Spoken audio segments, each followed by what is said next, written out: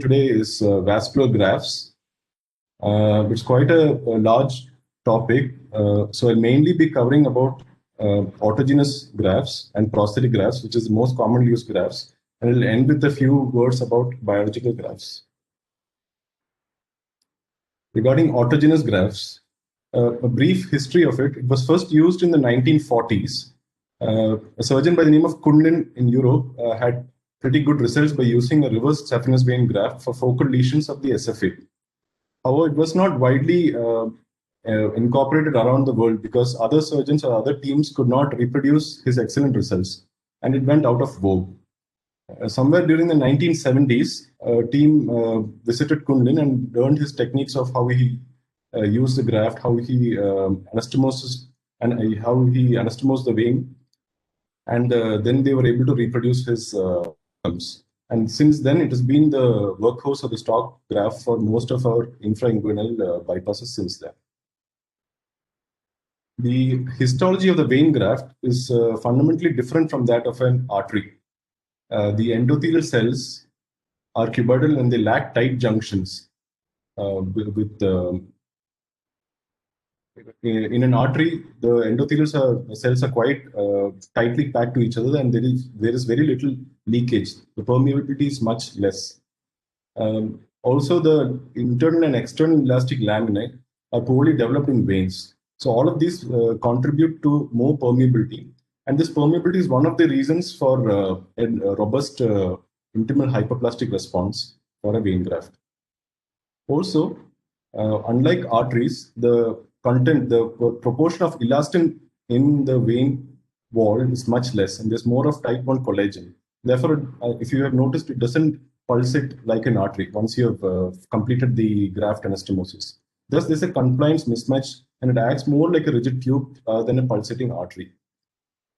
The adventitia has traditionally been thought of just an outer cover or outer mechanical layer of the vessel. But we know now that this is not to be true. It's much more functional and dynamic than what we thought earlier. It is involved in inflammatory response and tissue response. And the adventitia of the vein has pairs vasa vasaro. And this might contribute to a maladaptive response following vein grafting and increased inflammatory recruitment, which can lead to more intimal hyperplasia. Some of the features associated with the graft failure with regards to vein, it's usually graft failures in the moderate or interim to long term is due to aggressive hyperplastic response. Some of the features are low endothelial cell coverage, presence of stenosis, thick wall, calcification of the wall, and also presence of subendothelial spindle-shaped cells. The conduits. The commonly used conduit all over the world is the great saphenous vein. As we know, it's covered within the saphenous fascia. Duplicated variants are very commonly seen both in the thigh and the leg. And accessory GSVs are also commonly seen, but they lie outside the fascia. Usually, accessory GSVs are of inadequate diameter and they're not useful for bypass. The upper lip conduits are the second most commonly used conduits. We know of the cephalic vein, which is quite long, as well as the basilic vein. Sometimes we can use the median cubital vein, which joins these both to create a basilic cephalic loop and to increase the length of the graft. And also you can use these veins as composite grafts. Some of the disadvantages of upper limb grafts obviously are most of the patients will have previous cannulations, and the incidence of pathologies like webs, stenosis, and thrombus is more common than the lower limbs. The short saphenous vein is the third most commonly used venous bypass graft. It joins the popliteal vein 5 cm proximal to the knee crease. The distal 2/3 is in the subcutaneous plane, and the proximal 1/3 goes deeper and pierces and the fascia and goes between the two heads of the gastrocnemius. Often the SSV has a continuation with the Giacomini vein, and that also can be included for harvest. The SSV can also be used as an in situ bypass. I'll come to in situ bypass in a while for occlusive diseases. The disadvantages of the short saphenous vein is often it's inadequate in length, and harvest is particularly difficult compared to a great saphenous vein, and often the size is also inadequate. Other options that are used is the superficial femoral vein, or the femoral vein as it is called now. This is commonly used in intra-abdominal reconstructions, especially following oncological resections. The problem is it's offset by calf complications like venous edema and chronic venous symptoms, and also the harvest is complex. The hypogastric artery is the commonly used artery in pediatric group because of less incidence of unusual dilatation as the child grows if you use a vein graft. One of the advantages specific to hypogastric artery is that there are multiple distal anastomotic points available in case of perfusing more than one vascular bed. One of the crucial components during evaluation preoperatively is vein mapping. We use a venous duplex or ultrasound probe, and this can be used to identify more than 60% of vein abnormalities. Some of the caveats while using the ultrasound is you need to warm the examination room and preferably use a pre-warmed gel, especially in cooler climates. We typically use a high frequency, more than 8 megahertz probe. The vein should be screened in a cross section, and certain things like compressibility, wall thickening, echoes, thrombus, webs, and sclerotic walls should be looked into. There are certain standardized reference zones with regards to GSV and also upper limb veins, which are used as standard nomenclature. The GSV is divided into above knee and below knee, and each part has 3 zones, starting with 2 all the way to 7. And it's important to mention the diameter and the quality of the veins in these zones. Patient is typically kept in a modified reverse trend lumbar position, and if the sizes are inadequate, patient can be kept to stand, or also you can apply a tourniquet. Should also look for DVTs and presence of valvular incompetence. Some of the critical factors for graft function is most of the literature says that you need a diameter of at least 2 to 3 mm for good long-term outcomes. Careful no-touch technique should be used while harvesting the vein to avoid endothelial injury. And we need to maintain continuity of the vein, which means that we do not disconnect the distal part of the vein initially. We ligate all the side branches, and just before anastomosis, we disconnect the vein for bypass. The major branches should be ligated away from the vein to promote outward remodeling as opposed to inward remodeling. A pedicle harvest technique has been studied in CABG patients. It's not so studied in peripheral vascular revascularizations. It basically means that we harvest a layer of adipose tissue around the vein, and this tissue arguably helps in long-term patency. Another caveat to remember is to avoid over-distension. We commonly distend the vein to increase the diameter of the vein, and also the length is also increased to a small extent. The small volume syringes can actually cause more harm. It can cause pressure buildup of more than 700 millimeters of mercury. Studies have shown that more than 100 millimeter mercury can cause patchy endothelial denudation, while more than 500 millimeter mercury can cause disruption of the media. And one of the mechanisms is by increased C-phos expression, which is a regulator of platelet-derived growth factor. Coming to the irrigating solution, buffered solutions, crystalloids like Ringer's lactate is the best option. Unbuffered solutions like isotonic or normal saline damages in endothelium. The use of autologous heparinase blood has got conflicting evidence. It can be used even though it might not be superior. Commonly add unfractionated heparin into the irrigating solution commonly from a dose of 4 to 10 units per ml. Heparin acts by reducing fibrin deposition and formation of microthrombi within the graft. With regards to temperature, both harvesting and storing the graft in different temperatures has been studied, but there is conflicting evidence. Practically room temperature solutions are the most feasible thing to go by. With regards to pharmacological agents to prevent vasospasm, papaverine is commonly used among vascular surgeons. It acts as a smooth muscle relaxant via phosphodiesterase inhibition. One of the techniques is to periadventitiously inject papaverine before you start dissection. The other method is to distill it intraluminally once you have harvested the graft. Other agents like GTN and verapamil combinations have also been studied. There's another technique called minimally invasive harvesting. The traditional single continuous incision harvest has got wound complication rates of up to 40%. So different modifications like the skip incision technique have been used, where you make skip incisions along the length of the vein, and then you tunnel it, use your instruments to dissect bluntly between these incisions. Also, endoscopic harvesting by single incision has also been tried. Even though the wound complications are reduced, there's no difference in graft patency. However, it increases the steep learning curve and cost. So the use is again controversial. Some of the critical factors for graft function, comparing with a good graft more than 3.5 mm of diameter, is using a composite graft, which means graft combining a prosthetic and a vein or different types of vein grafts, increases the risk by 1.5 times. Using as the diameter reduces, the risk of failure again increases. 3 to 3.5 is 1.5 times risk, and less than 3 is almost 2.5 times risk. Arm veins are increased. Arm veins cause 1.5 times increased risk, and reversed and non-reversed grafts, long-term patency is equal. The different graft configurations. We have basically three venous graft configurations. The first is the commonly used reversed graft. The obvious advantage is that you don't need to do any sort of intraluminal manipulation, as the blood flow is in the prograde direction as to which the vein is designed for. And you can use an anatomical or a non-anatomical tunnel placement. The disadvantage is obviously the size mismatch, as the distal part of the vein is used for a proximal anastomosis and vice versa.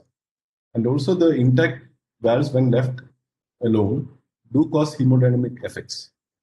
And it can complicate future graft thrombectomy in the event of a failing or failed graft. The non-reverse graft, you take the graft as such, and you lyse the valves, and you use that for anastomosis. The advantage is there's an improved vein to artery size match at the anastomotic site. So the larger artery gets the larger vein, and the smaller artery gets a smaller vein. In situ bypass is a modification of this. We use limited skin incisions to dissect the proximal and distal part of the vein and mobilize that and use those areas for anastomosis at the adjacent artery at both ends. The advantage is that there's reduced manipulation of the vein and potentially less amount of endothelial injury, and this improved vein to artery size match. And because the vein is in a subcutaneous position, in case of further operative revisions, it's easy. However, the disadvantage is that it's not an option when you're using other autogenous conduits, like from a different site, from a different limb, or from the upper limb. And valve lysis is required. And subcutaneous position can itself cause increased risk for wound infections. Valve lysis is commonly used for, like I mentioned, non-reverse grafts as well as in situ grafts. Lysis of valves improves the flow rate by 15% by reducing the resistance offered by these valves. But this is not necessarily translated to better long-term patency rates. One thing to remember is that the valve morphology is dynamic. So almost 60% of significant valve lesions regress within a period of time to less than 20% within 3 months. Angioscopy is an investigative modality which can be used. It is quite sensitive to identify valves and also other intraluminal pathologies. Some of the valvulotomes. The first one is the modified Mills. You have the Lemaitre adjustable one, and the last one is the uracil fixed valvulotomes. Coming to graft failure.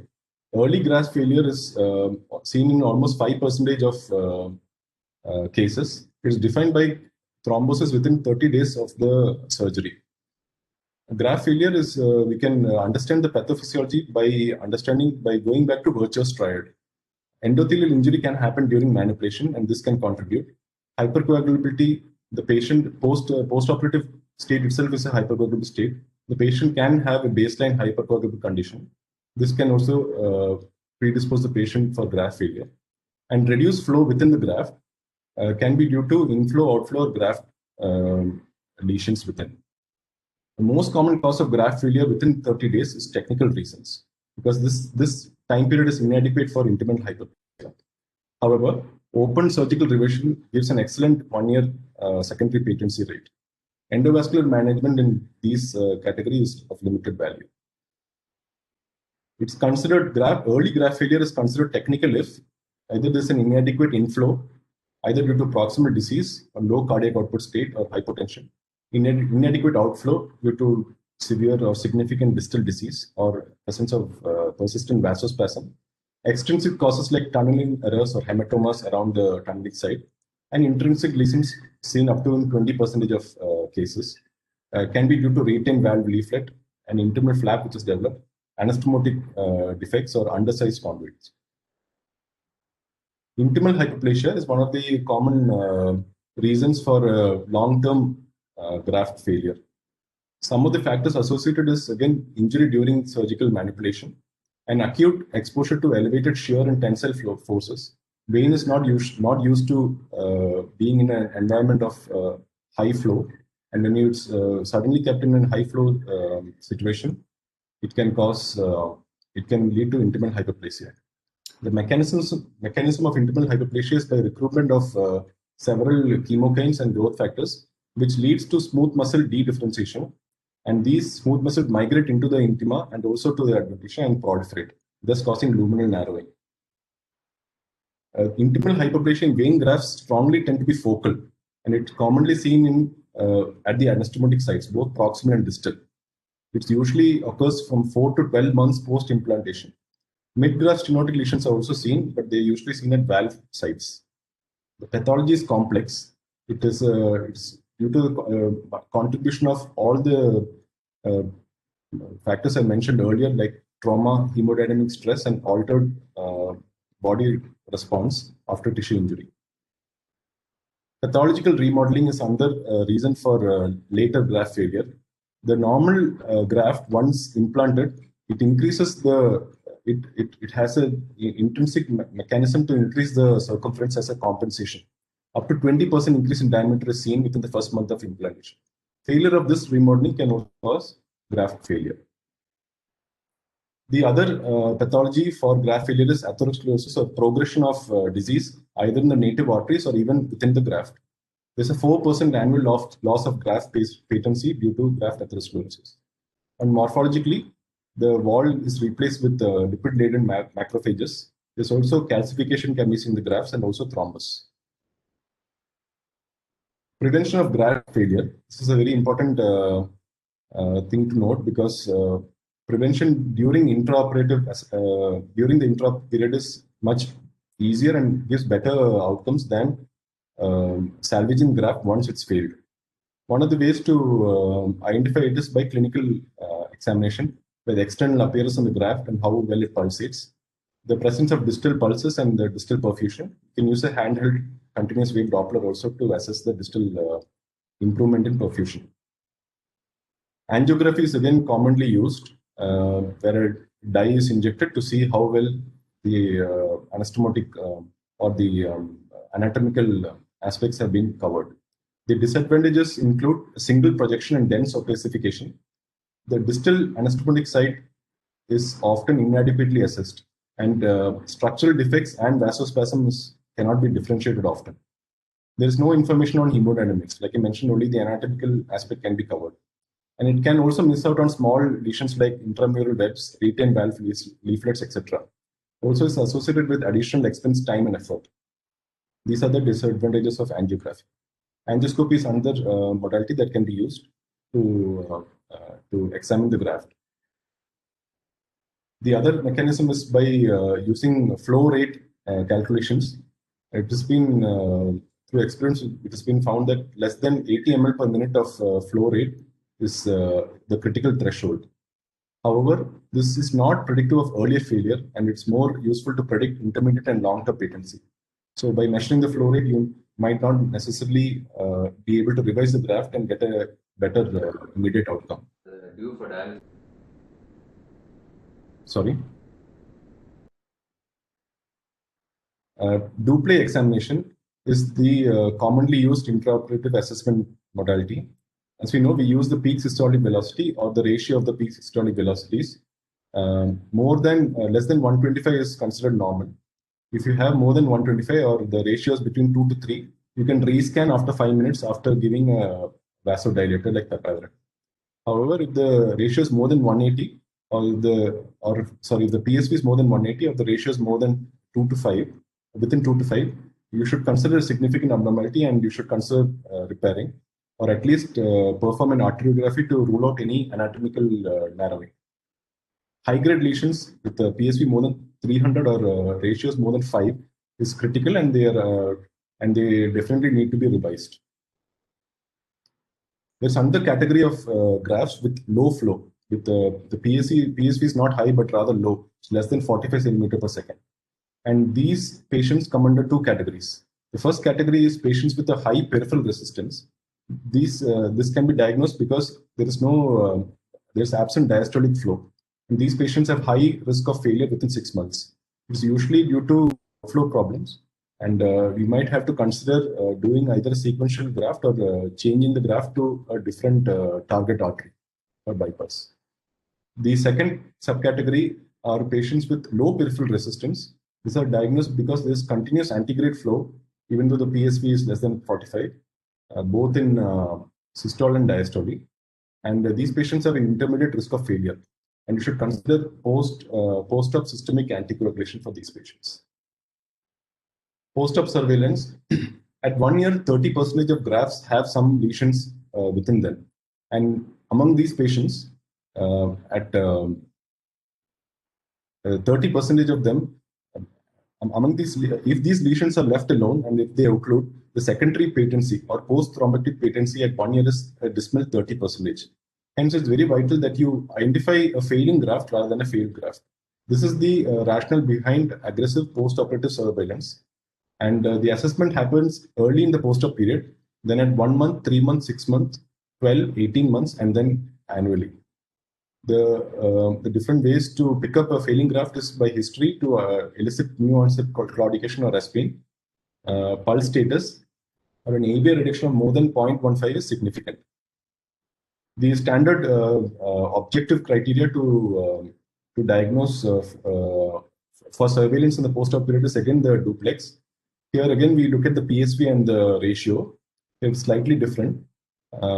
So the third category, PSV more than 180 or ratios between 2 to 4, they are abnormal. And these patients need to be rescanned in the immediate future.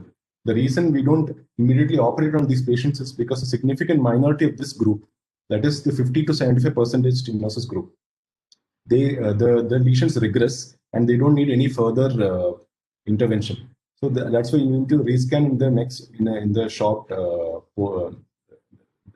in future. However, if the PSV is more than 300 or the ratio is more than 4, it indicates a severe critical stenosis of more than 75%. And these patients have to be immediately, ideally admitted, started on systemic anticoagulation, and an urgent repair has to be considered. Again, there is a category of patients with low flow grafts in this post-operative patients as well. The PSV is less than 40. These patients also should be further investigated by means of an angiography. And if any rate-limiting stenosis is seen, it should be repaired. The SVS guidelines for post-operative surveillance after vein graft is early post-operative period, then at 3, 6 months and 12 months, and after that annually. So 1B recommendation. Coming to prosthetic grafts. Why use prosthetic grafts when you have vein grafts? Well, the reasons are many. Veins might previously have been used because many of these patients are polyvascular patients with disease in multiple beds. They might be requiring either in the ipsilateral limb or in the other contralateral limb. Often vein calibers are very small or they are of poor quality. They might have varicosities or thrombosis or even infection. So these preclude using these veins. Some of the advantages of using prosthetic grafts are they are highly standardized in manufacturing, in the uniform wherever. They can be stored on a shelf and can be used literally off the shelf. It's reasonably inexpensive and it's widely available. The ideal prosthetic graft should have all these features. It should be impermeable, compliant, biocompatible, durable, easy to sterilize, easy to implant. It should be available in different sizes depending on the requirement. resistant to thrombosis and infection, cost-effective, and surface electronegativity. Properties have been used to improve function like electronegativity. This inhibits platelet aggregation. Porosity increase tissue ingrowth. Endothelial seeding sometimes used like an engineered graft, or heparin bonding also has been used. An example of a Dacron graft. Dacron or polyethylene terephthalate has been there as a textile material for very long, but it's been introduced mainly brought in the forefront in 1950s. One of the core properties of Dacron graft is its porosity. It improves the handling and incorporation at the disadvantage of increasing bleeding complications. Dacron comes in two basic configurations, the knitted and the woven. The knitted has better compliance and has got larger pores, which require pre-clotting by albumin, collagen, or some sort of gelatin coat. But knitted also has higher risk of dilatation, but it's more commonly available. Woven is more difficult to handle compared to the knitted, but it's got low porosity and better hemostasis. It doesn't always require pre-clotting.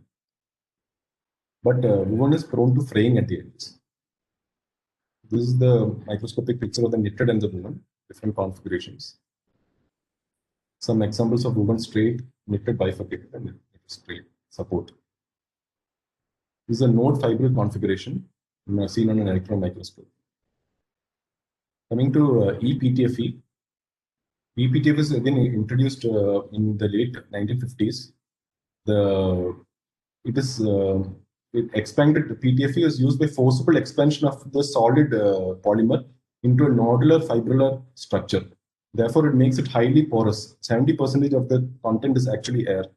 But this quality also gives it its hydrophobic quality, and it limits blood porosity. Some of the commercial configurations are sintered. Sintering is a chemical process seen in the Impragraft, and external wrapping by PTFE films, which is seen in the Gore-Tex graft. There's no studies comparing all these different configurations. Other than peripheral bypasses, prosthetic grafts are also commonly used for hemodialysis access, and also visceral and renal reconstructions, and also large caliber venous reconstructions. With regards to patency of Dacron and PTFE, there are a lot of studies available, but the most commonly cited literature is meta-analysis in 2014 by Wrightley and the Cochrane review in 2010 says that there is no significant difference in the long-term patency among these two commonly used materials. But generally, we know that prosthetic grafts have poorer outcomes when compared to vein grafts, especially infrainguinal bypasses. Some of the strategies that have been used to improve patency are strategies to reduce the thrombogenicity, strategies to reduce intimal hyperplasia, use of venous adjuncts, heparin bonding, and addition of an AV fistula. Coming to venous adjuncts, they help by venous adjuncts are basically introduction of some amount of venous tissue at the distal anastomotic site, where the prosthetic graft lands onto the target vessel. It helps by minimizing the expansibility mismatch. We have a stiff graft on one side and a pulsatile artery on the other side. So vein acts as a bridge to reduce the mismatch. It positively affects the turbulence and the shear forces. It also has got some intrinsic fibrinolytic and antiplatelet activity.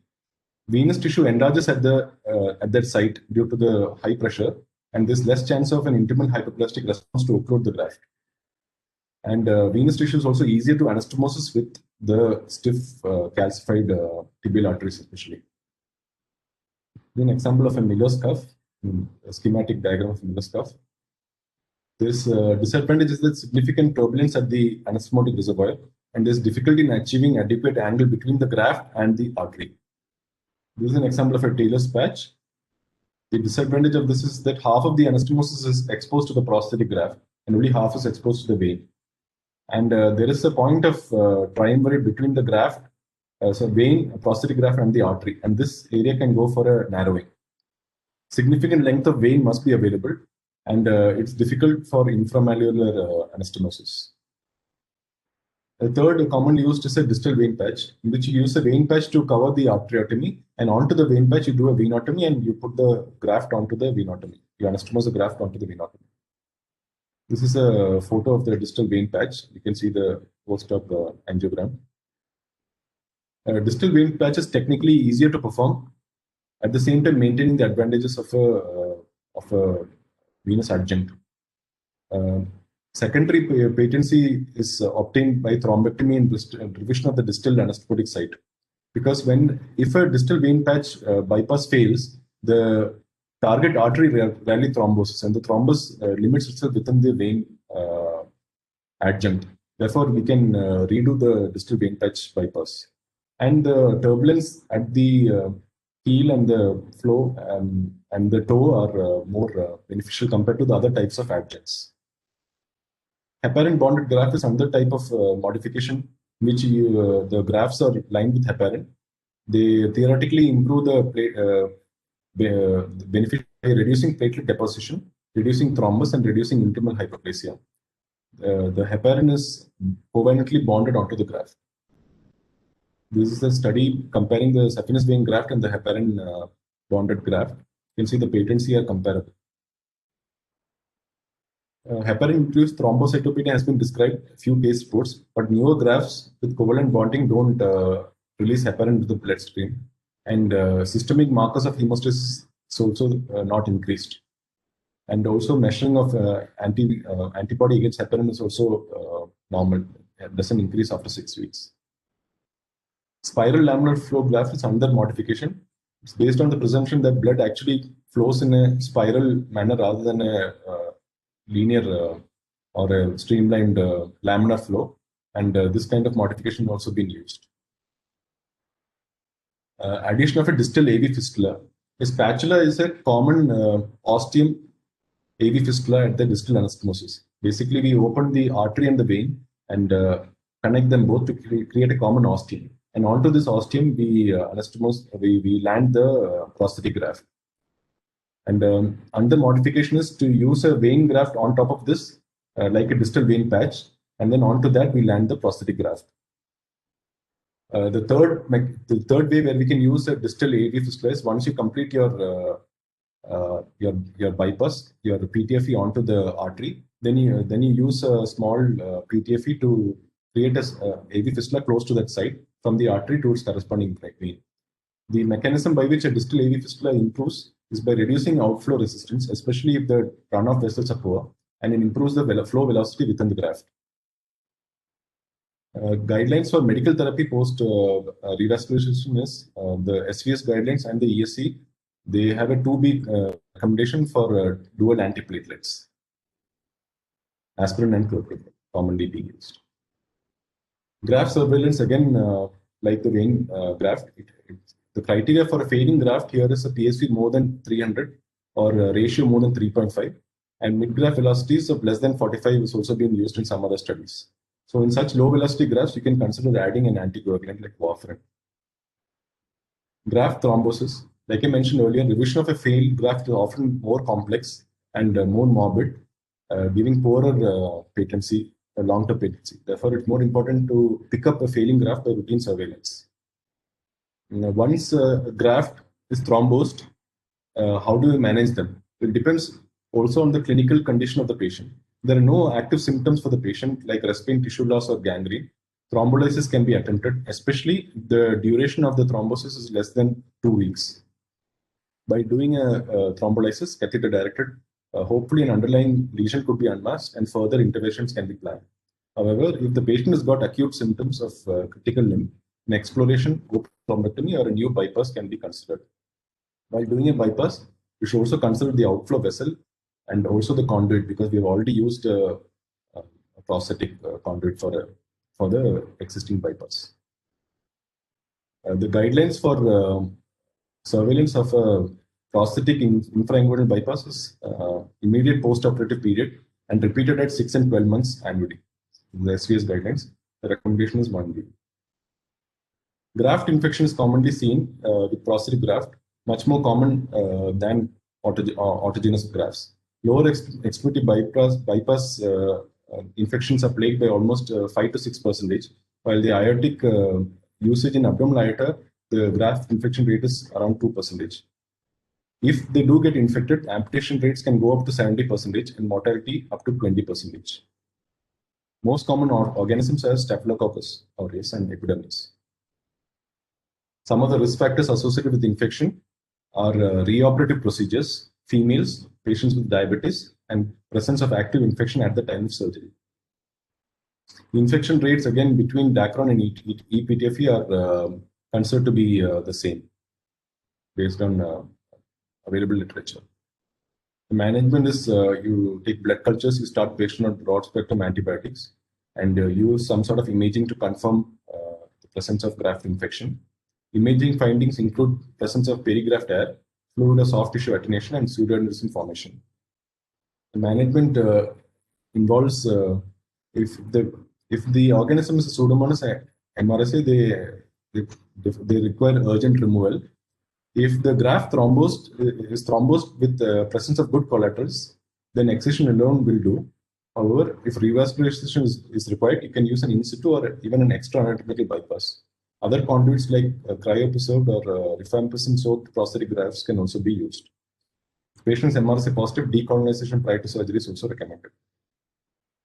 These are some photos of some grafts.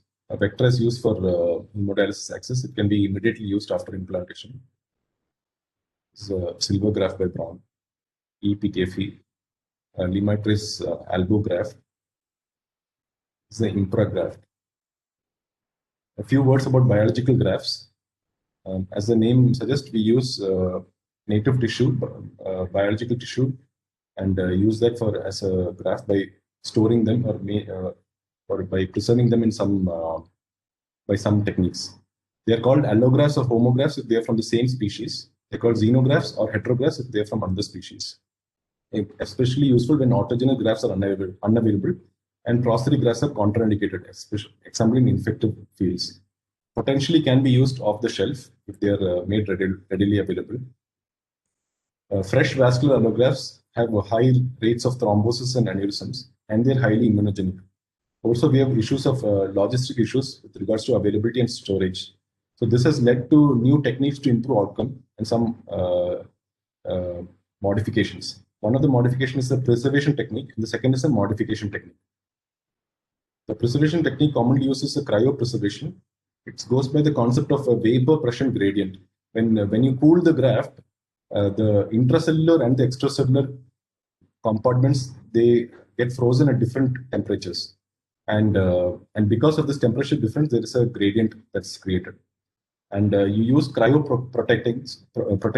They are chemicals to reduce this gradient. Commonly used is dimethyl sulfoxide, 10 to 20% dilution. Different companies have come out with different freezing protocols. Storage varies from -102 to -196 degrees Celsius. Some additives like chondroitin sulfate have been used to improve patency. Some of the examples are cryopreserved saphenous vein and cryopreserved femoral vein grafts. These grafts per se, they have reduced endothelial function and reduced collagen synthesis. However, the gross histology is maintained. It has a problem of accumulating LDL at an accelerated rate, but there is no effect on elasticity, contractility, compliance, and mechanical buffering.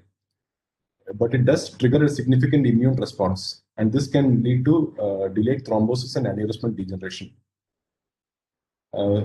To tackle this problem, immunosuppression has been tried with varying success. Azathioprine, cyclophosphamide, prednisolone, other drugs like antiplatelet, warfarin, vasodilators have been used. Allosensitizing is the phenomenon by which usage of this graft can interfere with future organ transplantation. Therefore, usually it's tried to be avoided in patients who are potential recipients for future transplant problems. The second type of modification is by enzymatic digestion. This is a type of structural modification. We use early experiences with the enzyme ficin.